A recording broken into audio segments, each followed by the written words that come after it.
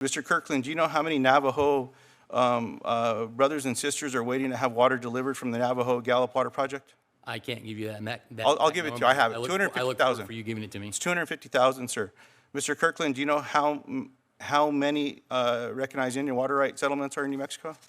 I'm sure you have that number for me. I look forward to hearing it. I'll share that with you. Mr. Kirkland, do you know how much funding is needed for the FY26 budget to keep the Navajo Gallup Water Project on track?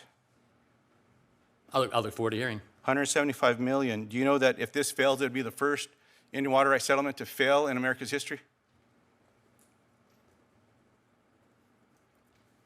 No, sir, I was not aware of that.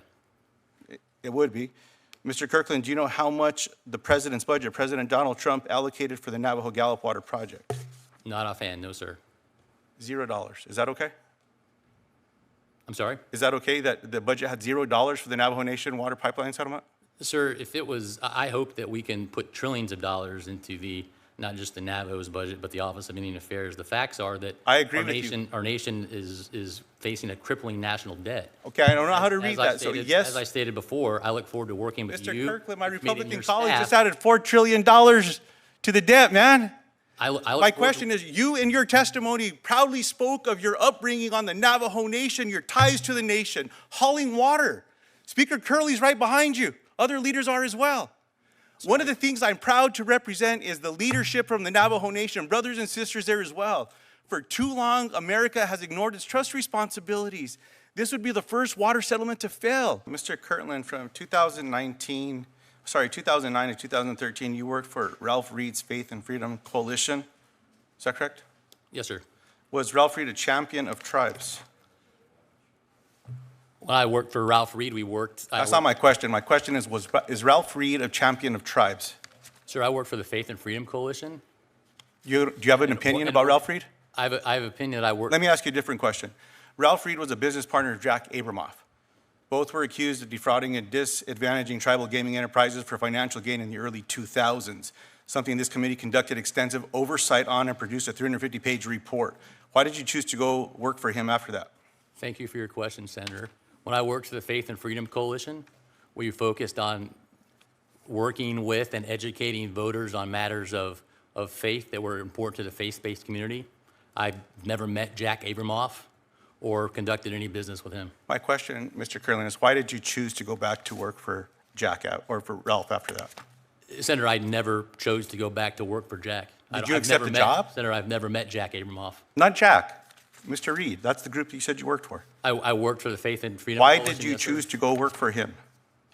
Why did I choose to work for Ralph Reed? I worked for the Faith and Freedom Coalition, of which he happened to be the chairperson at the time. You didn't work for Ralph? I worked for the Faith and Freedom Coalition, sir. Do you have an opinion about Jack Abramoff? I never met Jack Abramoff. Do you have an opinion of him? I don't know Jack. Do you think Abramoff. it was okay that he defrauded tribes? I don't think it's okay to defraud anyone. I've never met Jack Abramoff. I appreciate that. We're on the same page there. Mr. Kirkland, you say in your testimony that when you worked at the White House, you worked to ensure that the Indian country was fully included in CARES Act, piece of legislation I was proud to work on. The CARES Act, of course, was a bipartisan piece of legislation to respond to COVID-19, to the pandemic, which began in late 2019 and early 2000. I see from your committee questionnaire that you worked at the White House from January 2017 to August 2019. Is that correct? Yes. When was the CARES Act passed? Sir, when I left the White House, I worked on the campaign and remained in close contact with the Office of Intergovernmental Affairs on tribal Mr. relations. Kirkland, my question is, do you know when the CARES Act was passed? It was after I left the White House. It was March of 2020, after you left the White House. Why do you take credit for working on that after you left? Because I worked with the White House to do that. Who did you work with here in Congress? I worked within the White House. I worked with Doug Holscher. Did you work with anyone here in Congress to get that passed? No, sir. No? My colleague who had the seat before me, Tom Udall, was the vice chair of this committee, worked to ensure it got passed. Are you aware that during your time in the White House that it was the House of Representatives that passed the CARES Act? The Senate had not yet passed it? I'm very aware, sir, that the two bodies in Congress passed bills, yes.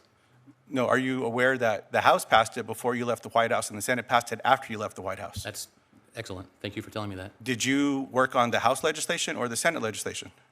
Sir, with your advocacy with the White House? I said I worked with the White House. Yeah, did you work with the White House on the House legislation or the Senate legislation? I worked with the White House on formulating and ensuring that all of Indian country was included in the CARES Act. What did the White House have to do with passing the CARES Act in the Congress? Sir, we met with and talked with and consulted with tribes across the country, not just federally recognized tribes, but also Alaska ANCs, and that was meaningful consultation. It was lots of time and effort to ensure that they were all included in the act. Appreciate that, Mr. Kirkland. Is providing funding to American Indians, Alaska Natives, and Native Hawaiians a part of America's trust responsibility to tribes? I think ensuring that the money that Congress appropriates to the Office of Indian Affairs is very important. I think it is very important to the office to prioritize how best to allocate those funds that Congress allocates to the Office of Indian Affairs. I appreciate that. So, to ensure that we're Mr. Kirkland, my time's about running. I'm sorry to be rude. Mr. Kirkland, yesterday you're aware that Congress passed a rescissions package. So, as you're in your position, Mr. Russell Vought has already said he's sending another one, and Congress really, it doesn't matter what they say about this. The executive branch is going to do it. Are you going to stand up and speak up to this administration if they choose to rescind appropriations passed by this Congress for tribal communities across America? The answer is yes or no.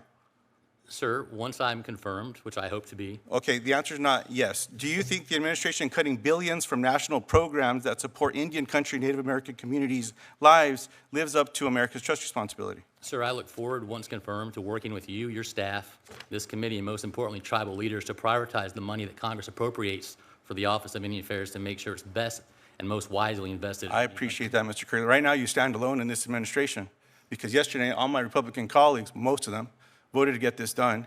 And Russell Vought has said he's sending another package before the sun even came up this morning. So you're alone in this. I hope that you are a man of your word and you speak up and stand up to this because we need some strong voices. And I hope that we have one in you, sir. You also talked about water, which I appreciate very much. It matters to us. Mr. Kirkland, do you know how much the president's budget, President Donald Trump, allocated for the Navajo Gallup Water Project? Not offhand, no, sir. $0. Is that okay? I'm sorry? Is that okay that the budget had $0 for the Navajo Nation water pipeline settlement? Sir, if it was, I hope that we can put trillions of dollars into not just the Navajo's budget, but the Office of Indian Affairs. The facts are that I agree with you. Our nation is facing a crippling national debt. Okay, I don't know how to read that. So yes, as I stated before, I look forward to working with you. Mr. Kirkland, my Republican colleagues just added $4 trillion to the debt, man.